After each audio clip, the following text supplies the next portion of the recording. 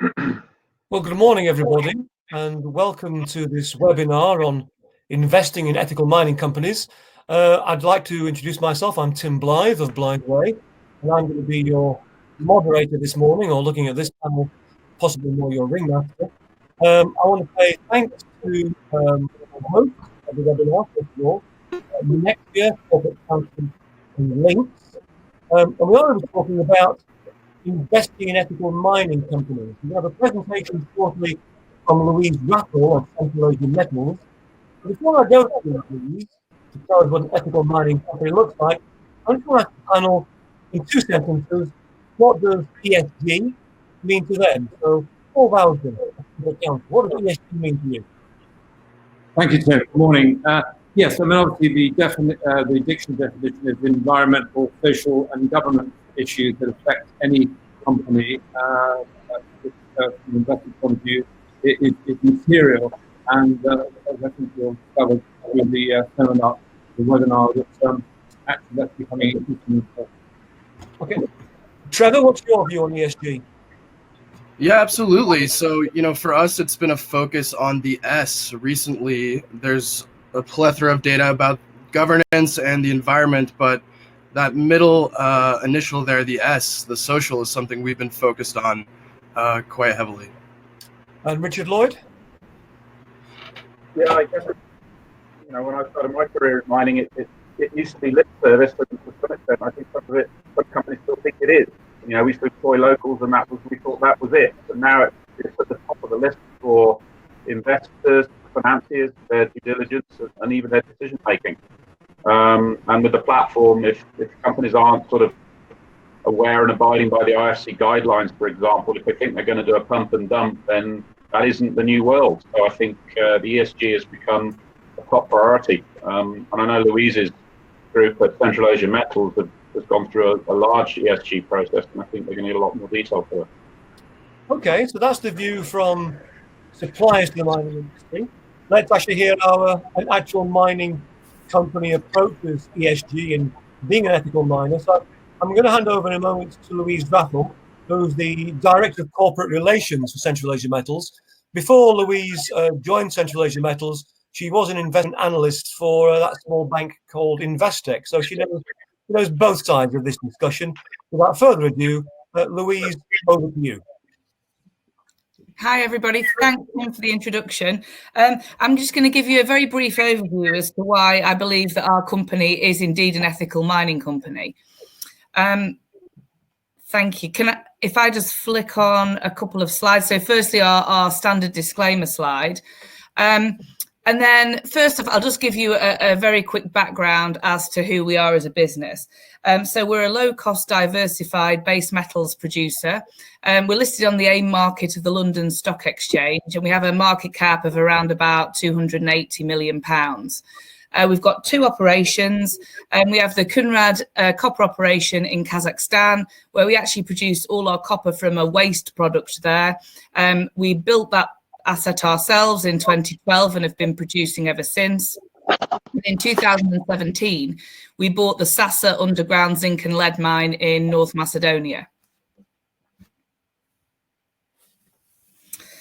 So talking about a sustainable, ethical business, I firmly believe that in order for a business to be sustainable, it has to be sustainable economically. And that's really what we're trying to highlight on this slide.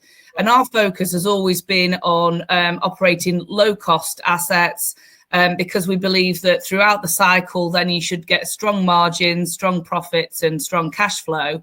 And then you can use that cash flow to look after all of your stakeholders. So that's your investors and also your other stakeholders as well.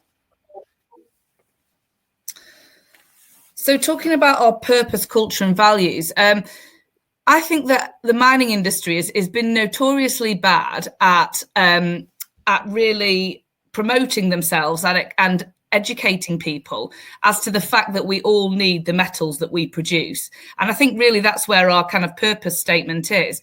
So our purpose is to produce base metals which are essential for modern living profitably in a safe and sustainable environment for all of our stakeholders. And if we look at the metals that we produce copper, zinc and lead. So copper, for example, has got a very bright future, particularly because of the increasing adoption of electric vehicles. Electric vehicles use about 4 times as much copper as a standard internal combustion engine vehicle. If we look at zinc, about 50% of zinc is used in galvanizing, which protects steel and other similar products. Obviously, if you don't galvanize them, then those will decay over time. You'd have to replace them more frequently.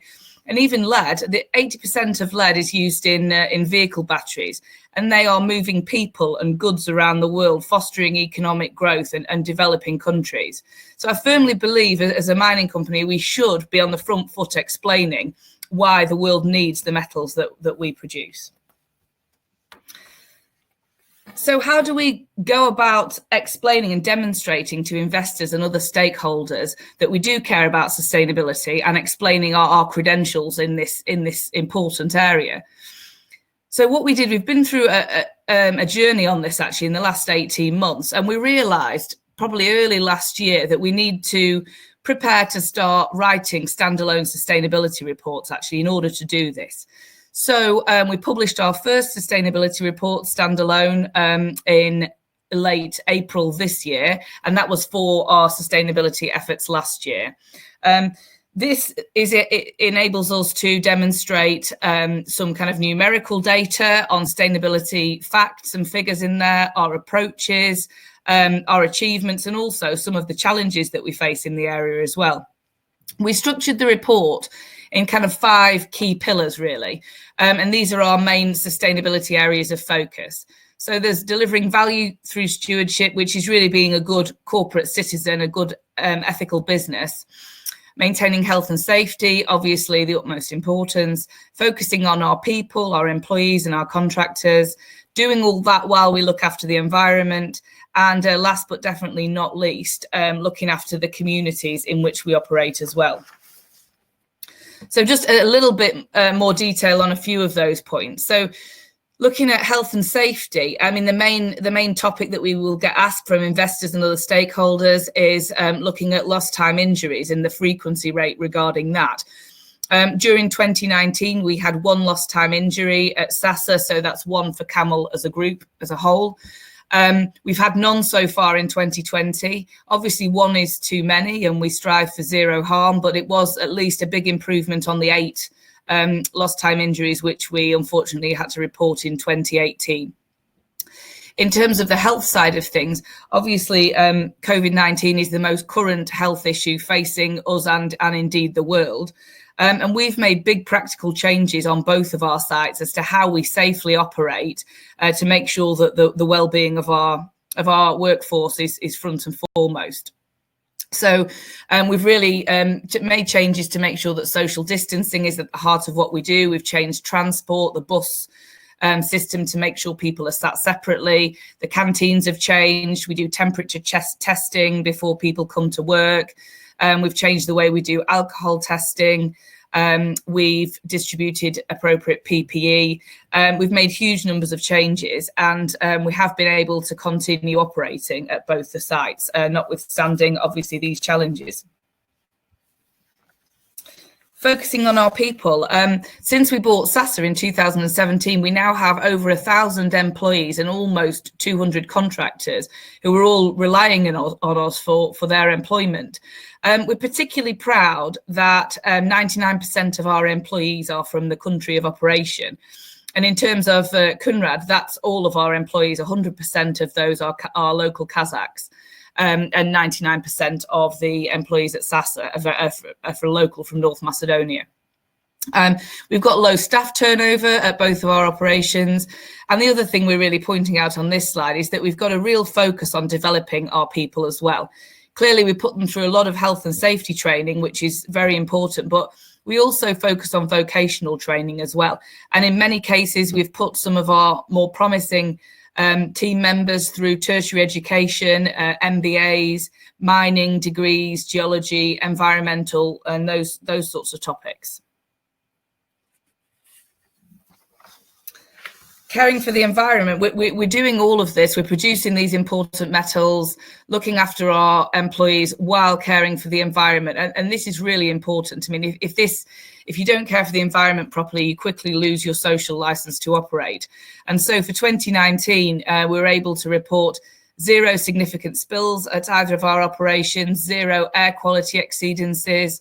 We also had a great initiative at SASA where we were able to reduce our net water consumption by 43% because we were taking water from the underground mine and circulating that around the processing facilities. We've planted over 17,000 trees at SASA since 2009, I should say, us and the previous owners.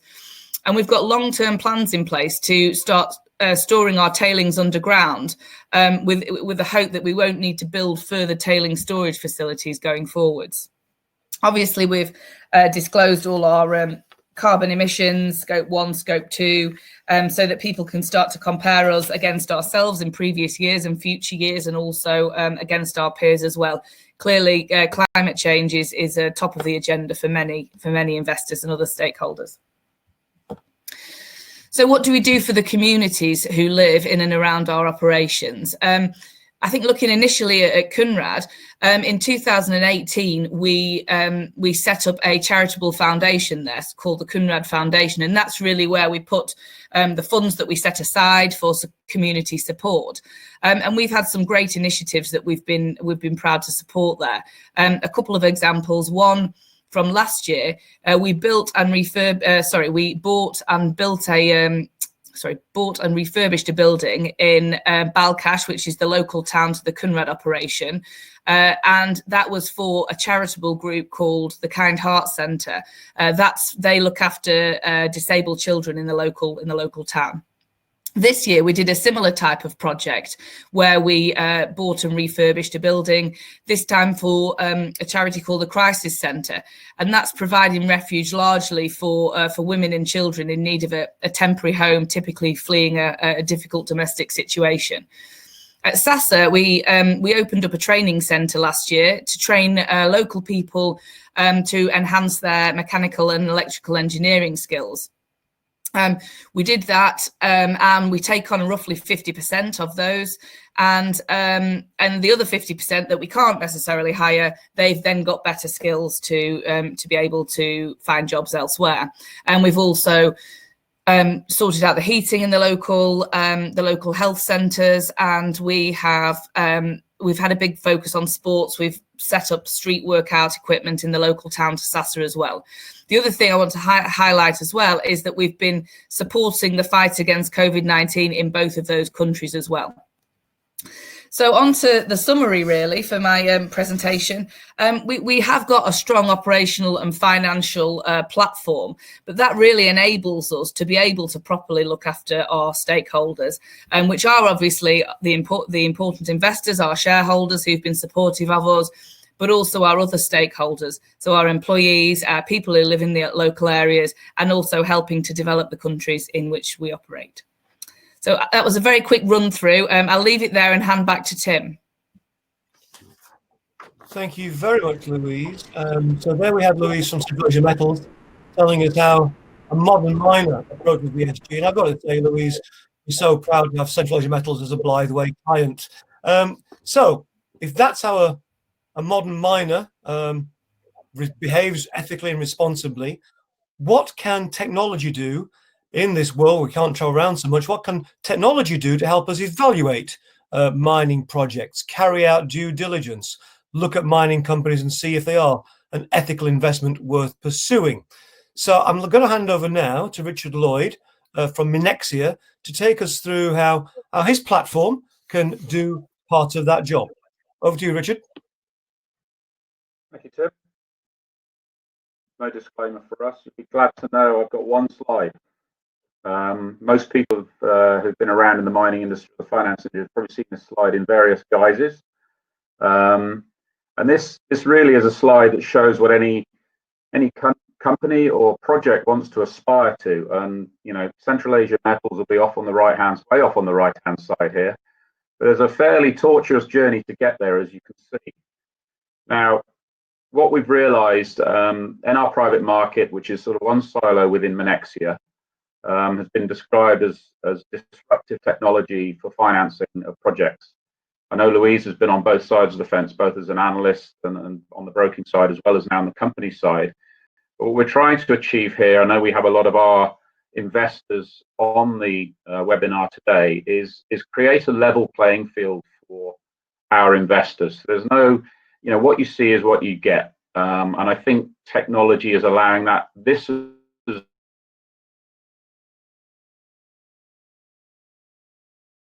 we've had a record of and these sort of events, this webinar, an analysis remotely that people can rely on, and due diligence, which Trevor's going to take us into from the Lynx side, that companies, investors, funders, insurance companies, all the various aspects of the mining world beyond just the project can rely on and use. So as you can see here, you've got an evolution of a project. Look at a project is down here at the bottom left-hand side before you get sort of to the inferred mineral resource. But the hit rate down there can be sort of 1 in 10,000 projects are actually going to make it to the point where Louise is at. As you march up the expenditure graph here, this could be $1 million, this could be 3, this could be 5, or it could be 10 times that. And this is the zone where companies are really struggling to find the financing. We've got a couple of funds on the webinar today. They do like to say they're going to get involved down here, but ordinarily there needs to be a lot of due diligence. I mentioned the IFC principles as well, the guidelines they put in. These are where the big numbers are coming in, but we need to get these companies up this curve. And Central Asia did that themselves many years ago. The hit rate slowly comes down as you improve your knowledge and your due diligence. And that's what we're trying to do in our private market, is allow access for our investors, sophisticated investors or high net worths, allowing them access to those early, private, pre-IPO deals. There's no sort of market makers involved. It's a very level playing field, which is the attraction to the investor side. And the issuers, the mining companies themselves, are widening their telephone directory of investors and widening the net of their investors. And we feel that the platform-based technology allows that information to be put out there. The companies are vetted. We're only putting about 1 in 12 companies on our platform, and we've got a qualified team of mining engineers, geologists, metallurgists, etc., in order to do that. So we're hoping that we're increasing our investors' chances of success. Whilst we're not recommending a stock, it's making it less about chucking a dart at the AIM market, which I've had it referred to as before. So I think that's really it from our private market. I mean, the explosion we've seen in the last month has been great, and we'll be putting more and more deals on there. And every company that we're putting on there, if they follow the guidelines and follow what Louise was explaining, will find themselves at the top of this graph, hopefully, and into production and taking it beyond.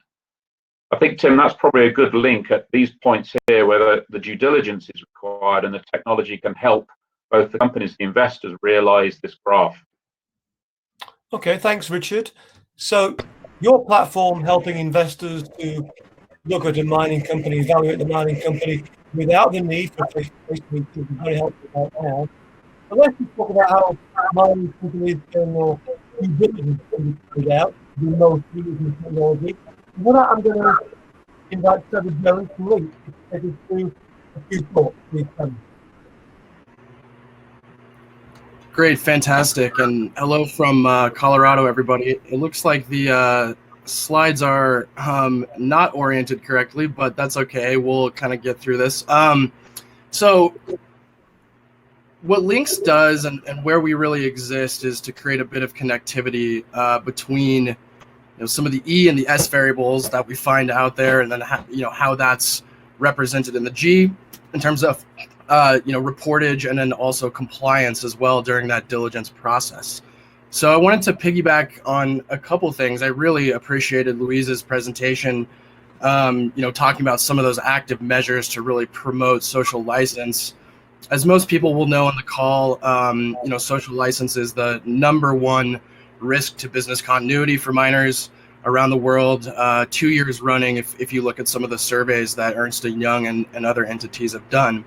So achieving that social license and ensuring that, through some of the environmental diligence and analysis that you can do early on in that feasibility portion of the graph that Rich showed, that really enhances your kind of chances of achieving that social license. The earlier you do it and the I guess more diligent you can be in terms of getting on top of that. So, but Louise mentioned the necessity for metals, right? I mean, we are trying to use less fossil fuels as a civilization, and as the need for solar panels and car batteries goes up, we absolutely must get this piece right. And that's really led Lynx to focus on mining and also on social license to operate, right, as the main concept that we're looking at. So we're a SaaS risk and ESG technology provider. So we want to make these tools easy, and that's one thing I wanted to follow up on your comment, Rich, is we can democratize and lower the cost of diligence, right? And it's especially necessary during COVID as well. Much appreciated on the slides. So in other words, during COVID, we must rely on remote diligence, right? The old model of sending consultants in country and hiring people on the ground is not only outdated and too costly, it's now impossible because of where we find ourselves during the coronavirus. So yeah, I wanted to reemphasize the fact that these minerals are an absolute necessity. And then, the more we can do to lower the cost and kind of spread the ability to use tools that are pretty easy, rather than having to create your kind of own environment, will be great. So, Drew, not sure if you can pace through the slides. We can move through it quite quickly. Yeah, that's great. So we can go through these first couple slides, just very quickly. I mean, essentially we're producing a social license, and we have a couple other modules, right? So it's a social license platform to get an easy read on that real geolocation of risk and ESG data. So we can, Drew, feel free to kind of rip through these. We're looking at data at a hyper granular level. We're looking at things like conflict. We can stop right here. This is a great one to stop on. We're looking at things like conflict. We're looking at things like social sentiment. We're looking at things like the environmental grievances that are really driving that sentiment, with a number of tools to again get ahead of that diligence and really try and push that farther ahead in the feasibility and diligence process there. So the stat you see here is actually a little outdated. Like I mentioned, social license to operate has been the #1 risk for miners globally, according to Ernst & Young, for the past 2 years, really. And I think that's just going up more and more as we see some of these issues proliferate. So it's an easy to use platform where that mapping environment is allowing for investors and those responsible for diligence to see these hyper granular conditions, and kind of get away from that map that everybody's seen, where you have a kind of a red Somalia and a green Kenya and an orange Tanzania, right? That doesn't help us very much. We want to get down to the ground level. So let's keep going, Drew, if you don't mind. So just a couple of quick looks, at the kind of, what is a very simple look at social license, right? So clearly analyzing social license and the environmental grievances that kind of produce it or withdraw it is very, very complicated and complex. Then again, we really want the analysis of that to be pretty easy, right? Especially if you have several assets around the world, and we can weight those scores and rank things and provide dashboards to C-suite managers and also operators on the ground that can help them kind of keep ahead of things and mitigate risk as it comes along. And we can keep going to, Drew, just to some of the other, so here's a great look at that kind of granularity we're talking about. So this look at water systems and also indigenous communities, which are represented by the green areas in Peru, near a couple of the assets that we monitor. So again, knowing that country level risk, or I guess we'll call it the S score for community engagement, or risk of polluting a water source that is upstream from one of these communities is great, but it's much better to actually see those water sources and where those communities are, and make these real-time kind of decisions when you're going through diligence. So again, just the ability to layer different data sources whether that's satellite, Internet of Things, at tailings dam sensors, social media, which is kind of on one of the next slides, Drew, if we want to just keep going. We can analyze the kind of real, so that's a look at some of the water sensors and monitoring stations around Yanacocha, so we can get these real-time alerts based on the IoT picture, and then we go ahead and layer the sentiment on top of that, and we can actually start to draw, I wouldn't say conclusions, but certainly correlations of what specific factors may be allowing or denying our social license. So whether it's dust in the air, cyanide in the water, we can kind of try to pair these things. So yeah, there's a great satellite look at the same thing from a little bit farther out, right? So dozens of monitoring stations and also IoT sensors surrounding the Yanacocha mine in Peru. So we keep going, just a couple more slides, I think. Again, just that's another look. Here's a look at conflict in Colombia. So, a bit more on the severe end of the S risks that we find out there. Historical conflict to help us, decide where to explore, where to kind of look when those orange dots are representing mineral deposits that could be explored, and the red dots are subnational violence that's happened kind of over the last 20 years. So another good look at the granularity of that. We can just go through these next couple things. So, again, just want to make it simple, and that monitoring piece and diligence piece really easy and usable for investors and practitioners alike. So yeah, we can just go through the last couple here and just wrap it up. So look at sentiment. Yeah, and that last one was just if we go one back. Sorry, Drew. Yeah, that's a look at social sentiment around Yanacocha itself. So, we draw from not only the community engagement teams that are on the ground and direct survey information, but also things like social media. We've seen some pretty dire reputational risk emerge from that withdrawal of social license. And so definitely taking a deep look at that. So with that, I think that's pretty much it. We kind of have our mission statement on the last slide, but yeah, I'm happy to take any questions about how data or these different kind of layers can really play into that holistic diligence that we can do as early on in the process really as possible, because we don't need to put individuals on the ground. So. Okay, thank you, Trevor. Thank you very much indeed for that.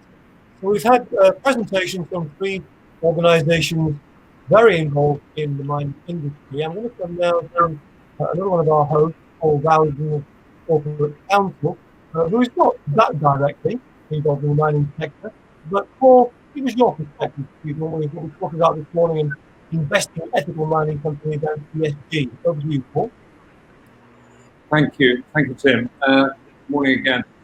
Yes, no, right, folks, coming up. Just basically, it's sort of broadened out a bit, as you say. Corporate Counsel, we deal with lots of different companies in different industries, and we are involved a certain amount with mining, and we in fact represent Lynx here in Europe, in London and continental Europe. But just really, I think the point is that ESG is becoming increasingly important to all investors. I think it's no longer, I mean, it's been around for a long time, but it's no longer sort of nice to have, and let's sort of do a little bit of good in the world, or a greenwash, as people used to do it.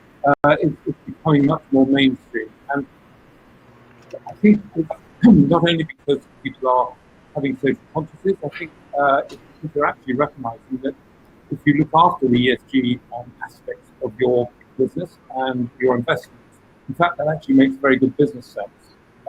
In fact, quite a bit of research has shown that companies that do actually have a good ESG policy in place, and obviously that's good governance, actually perform very well. And in fact, they do much better against the benchmarks of other companies. So I think obviously mining, as we've heard from Louise's excellent presentation, recognise the importance of this, but other people are getting aware of it much more. I think people are realising that ESG is not just a risk; it's an opportunity, because it opens up other things as we see the world changing, the way we're moving to electric vehicles and so forth. And there's going to be an increasing amount of business done that's going to be sustainable. So obviously COVID-19 has heightened awareness of environmental and globalization issues. So it's probably going to actually enhance this rather than actually slow it down. We do technology not only because of COVID, because just nowadays we are much more digital, and but it needs to start to look at ESG in towards the same rigor as you would as other traditional risk factors. One of the issues has been that it tends to be almost qualitative rather than quantitative, so we need to somehow look at how we do that. So yes, it's becoming mainstream. Are taking more notice because their investors are taking more notice and holding into account. And future lending or investment could be linked to ESG targets. We can have green bonds, blue bonds, whatever. And the reputational risks, as somebody's also mentioned, are very high for those that don't embrace this new direction. Because, I mean, the world is very connected, and, you know, something happening in a small part of the world can go viral and actually have massive damage. I think one of the key factors for the future will be, will the policymakers actually grasp this nettle and actually follow through on some of these issues? Because obviously policymakers sometimes think of the short term for elections and so forth. So hopefully they won't take their foot off the pedal for sustainability and other issues. That's it for me. Thank you. Well, just a quick thanks there to all the presenters, and now we're going to move into the question and answer section of this morning's webinar. I'm going to be very reliant on Drew here from MINEXIA to help me out with the technology, but I hope we've got Andrew Ham listening in. I'm going to go, if I can, to Andrew Ham from Orion Resource Partners, who's got a two-part question. And if it's possible, Andrew, can we have your question? Tim, it's Drew here. We're having a few technical issues. I think if you can just proceed with asking the question on Andrew's behalf, if you could, please. Okay, well, in that case, the question that we received from Andrew was asking what technology could do to help, you know, given the current travel restrictions for due diligence, accessing expert consultants for feasibility or support studies, and, you know, what is the need for more sustainable telecommunication infrastructure and remote site management? So, you know, in this COVID world, how can technology help? And Drew, I'm going to come to you first to see what you think on that.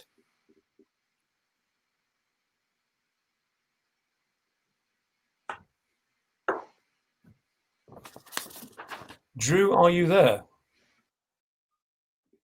Sorry, yes. So I think it's really interesting when you see the, in effect, the number of sources of data that are now available and how they can all be pulled together. We hear a lot about the Internet of Things, and indeed Trevor maybe touched upon that a little bit in his presentation about the number of sensors, for example, that can be out there. But I think we're going to see more of that. I think we're going to see more and more ability for the markets, for investors to actually see what's going on live at sites. And I think it's very interesting. One of the Barracks sites a number of years ago, Richard Williams actually even installed CCTV cameras to live feed what was going on at site to the to the open market. So I think we'll see more and more data being pulled together and pushed out, so that rather than being kept private, those sort of ESG parameters are being opened up to, as I say, the open market for scrutiny. And I think that's probably a good thing. Trevor, can I come to you? Because, you know, the work you do at Lynx must mean that actually the need to go to site is significantly decreased. Is that right? Yeah, that's certainly the goal, absolutely. And so, you know, our goal is not to ignore that human consultancy element. I mean, nothing can replace the perceptions of, you know, humans on the ground.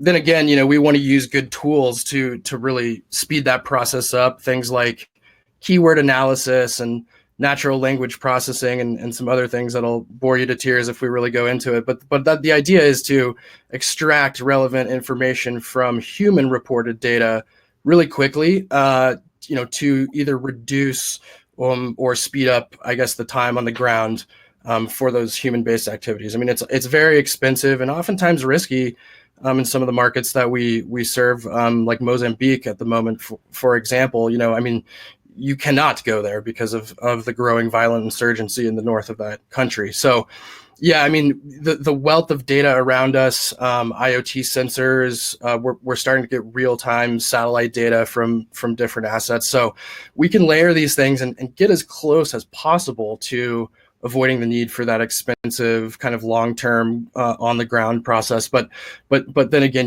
we don't want to ignore it. And so we're using some advanced processes to kind of extract that significant information from human sources as well. Okay, thank you.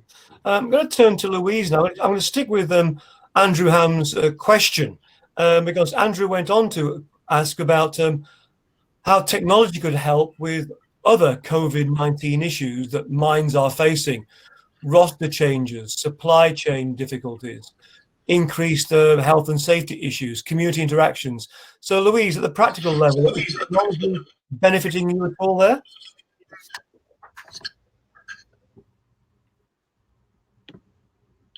Sorry, Louise, I think you're on mute. Hello, I was indeed, sorry. Yeah, I think actually we've probably all been pleasantly surprised at how we can all operate pretty well from our spare rooms or offices or whatever. And that's been a theme really with us at the kind of corporate head office, communicating with the sites as well, in general throughout this COVID-19 pandemic. In what we've done, we've made a lot of changes, as I said, practically on site in order to be able to protect and keep healthy our employees. And technology has played a big part in that, in all honesty, as has just simply the ability to keep in touch with people. I mean, some of the things in general that that the COVID-19 that technology has been able to do for us during COVID-19, I guess from my perspective, looking after the investors, has been, being able to very effectively communicate with investors as well through webinars such as this, through Zoom calls with shareholders, through corporate videos. I think, as Drew just said, it's very important now to be able to very swiftly showcase your operations through corporate videos, etc., because there's no real reason not to nowadays. So I think technology is very important, and as I say, has been increasingly so for us to be able to put some of these measures on site for COVID-19, and also to be able to speak very swiftly and easily with site to make sure that our procedures and policies are being implemented as we expect and hope. Looking across your roster of companies on your platform, Richard, Andrew Ham is asking also, COVID impacts on issues like health and safety, supply chains. What is that doing for possible investment return expectations? Are we seeing delays and overruns on projects? What should investors be thinking about in terms of their investment expectations? I think investors are going to find that the companies that can deal with this situation will be able to deal with other situations that are going to hit them in the face. That's inherent in mining. There's another question there as well, linked, I think, to what Andrew's asking, is the text from, this is from Andy, it says the text is a great way to present the data, but how do we help validate it and the trustworthiness of that data? And I think that's important as well. You're getting, there's drone ability out there now. There's, Louise is doing lots of webinars, etc. And we're all getting used to this sort of Zoom. You can just jump on a Zoom call. There is a company that we're looking after called Wrathall, where we were chatting the other day that the metallurgists now are making sure, and I think it's Andrew's question as well about the communication lines going in. They're going to put in a huge fiber optic line into their project so that if people are off site, people control and can tweak the metallurgy and the plant very gently as you need to, as the ore change is dynamic, just in case people aren't there, the senior people aren't there on site. And I think, you can have less people in a mine site, which, whilst we all love mining, is not a bad thing from a health and safety point of view, because the less people that are there, we're all after zero harm, the less chance there is of any injury, etc.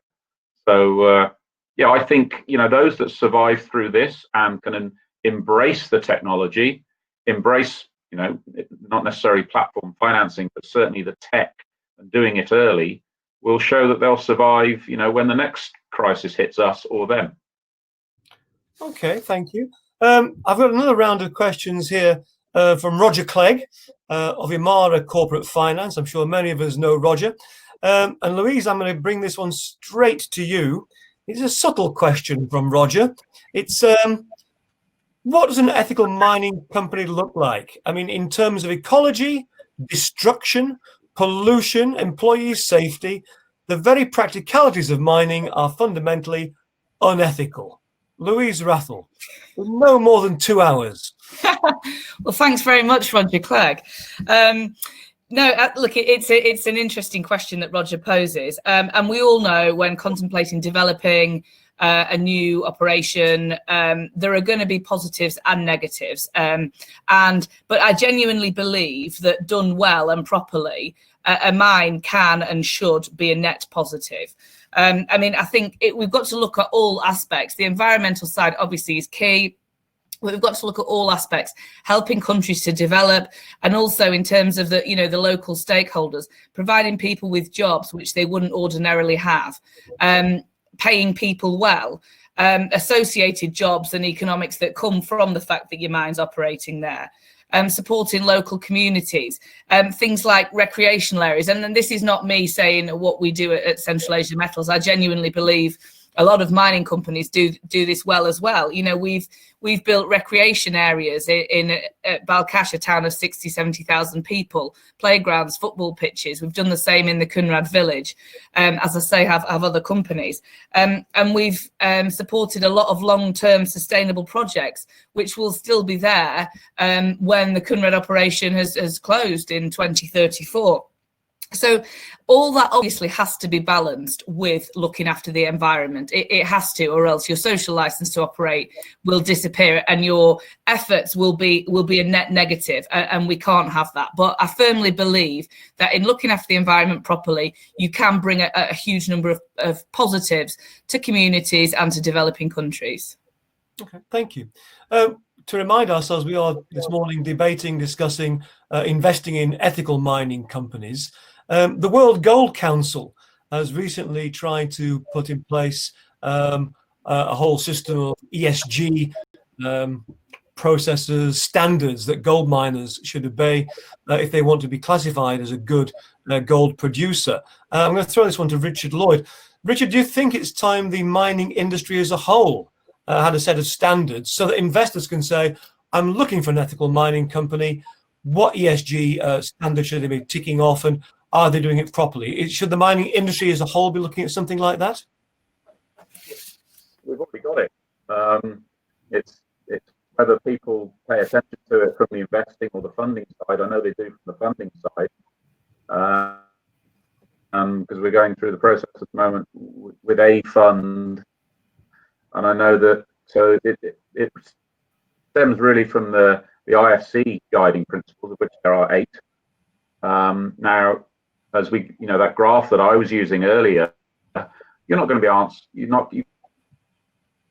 can't answer. We've got a new company, a brand new company that's come into what we call our investor lounge. That's not the fundraising side of the platform, but that's growing the knowledge, etc. And that's their way down the left-hand side of that curve, whereas Louise is up at the right-hand side. Now, every company, I believe, and the platform believes, has to at least be aware of those, and it's the IFC 8 guiding principles. The Gold Council is doing something very, very similar. They at least need to have an attack plan for all of them, or at least be aware of them to start with, and then have an attack plan. Some they'll be able to answer straight away. And it's about culture. It's about, as Louise was saying, looking after the community and the environment and the habitat, etc., etc. And it's not difficult. It is expensive, but it's more expensive if you get it wrong at the beginning. And we're very diligent in what we look at. We use something called the 4 Cs. So that's not only the country, the commodity, and the corporate, but the concession itself and how all the environmental stuff links through. And if we don't think that a company is going to follow those guidelines, they're not coming on the platform. Now, that needs to be extended to, I think, the entire broking community. It's certainly already in the banking. I've come from an investment banking background. It's certainly there, and I know for sure that it's in the PE fund, because you're not going to get an investment credit or investment committee decision if those aren't adhered to. Okay, thank you, Richard. With an eye on the clock, I'm going to make this the final question. Tragically, when it does go wrong at a ESG or an operational level of mining companies, one of the most visible signs of that is when a tailings dam fails, with the horrible consequences that can then result from that. And one of our questioners is wondering what benefits technology, be it drones or satellites, can do to help monitoring tailing dams. So I'm going to go in the order, please, of Drew to answer first, then Louise. I know you've actually got a tailings dam out in North Macedonia, and then finally to Trevor at Lynx. So Drew, first of all, please, very quickly, drones and satellites for monitoring tailings dams. And I think, Drew, you're on mute, I'm afraid. Drew, you are on mute. Hello. Hello, we're bringing you back. Right.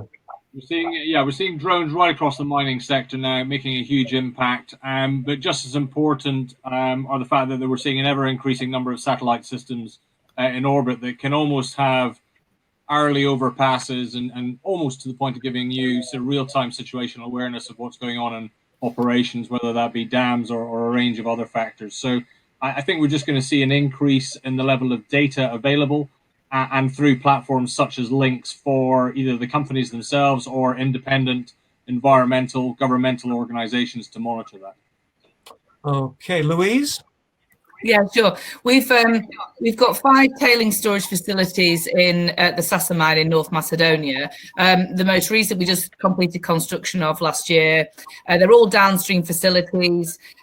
We've got full Church of England disclosure as well on our websites, which hopefully should give people comfort that everything we should be disclosing we are. Since we acquired the mine in 2017, we've had Golders come out to do a review, and after the Brazil disaster, we actually got them out to come and do another review as well. In terms of what we do on site, we have that monitored 24 hours a day, 7 days a week, all throughout the year. We're monitoring water levels in the piezometers, we're monitoring drainage, grain size from the cyclones, everything you'd expect us to do.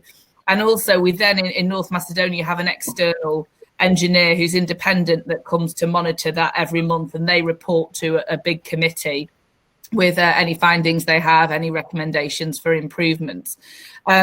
So we're as comfortable, as confident as you ever can be, but you can't be complacent in this. And I think it's on our minds to try to make a long-term improvement. And to that end, we're coming towards concluding a big project we've been doing called a Life of Mine study, which is looking at potentially changing our mining method from what is called sub-level caving to a more selective method called cut and fill. Now, what that means from a tailings perspective is that you're able to create a paste product using a lot of your tailings and effectively use that to fill voids underground when you mine them. So it's an effective way to store. We expect at the moment, where we are in the studies, at least 40% of our tailings underground for the rest of the operation. Now, with the rest of the material that we can't store underground, we're also looking at doing dry stack tailings on perhaps on other land that we've got, or going back to the very oldest tailings dams which have been on the site many years ago. So that's the work that we're looking at. So yes, for sure, we're using technology, especially in terms of things like the dry stack approach, which I believe will become more and more popular and more mainstream as a way to deal with tailings as we go forward. And that's what we're trying to do, get a solution in place which we're comfortable with, which is better environmentally and also socially as well for the life of the operation. But Louise, it sounds like you're doing that by people on the ground at the site, at the tailings dam. Are you making right any? Now. Yeah, right now. Yeah. Yeah, we are. The monitoring is done through the flotation teams. Now, I'm aware of a lot of the new technology, the satellite, etc. technology, and those are the sorts of things that we're also looking into to see if they can help us long term with the monitoring of the dams as well. Trevor, can I just come to you? Is this something that Lynx are looking at, monitoring tailings dams with your technology? Yeah, it absolutely is. There's some recent algorithms that have come out which allow us to look at the color of those dams, and then it's going to go ahead and make suppositions about, you know, the state of that, or provide some predictive analytics, I should say, around that. But I would kind of blend the last two comments, you know, in that we can't forget about the on the ground kind of element of the management of these issues as well. So what we can, you know, anything we can do to go ahead and aggregate that data and provide decision makers on the ground with that real-time information is really, really important. So creating a holistic kind of aggregate of all of those sensors, the satellite data, and then the human on the ground information is going to give you that complete picture of what's going on. Thank you, Trevor. So I'm just going to ask Richard Lloyd now, who was instrumental in pulling this morning's webinar together, just to give us a quick few concluding remarks for the benefit of I think it's about 25 people who've been joining us this morning. So Richard, just how do you see investing in ethical mining companies in 2 sentences? I think just wrapping up on that point, from what we're hearing, I think we'll be able to do more of these. We can even do, if people are interested, we can do a demo. There's a drone company that they'll even be able to give us a demo and show how this can be done. I know Trevor has that ability within his as well. There's a company we look after called Wrathall that are actually going one step even further than sort of changing the mining method. They're going to do paste thickening.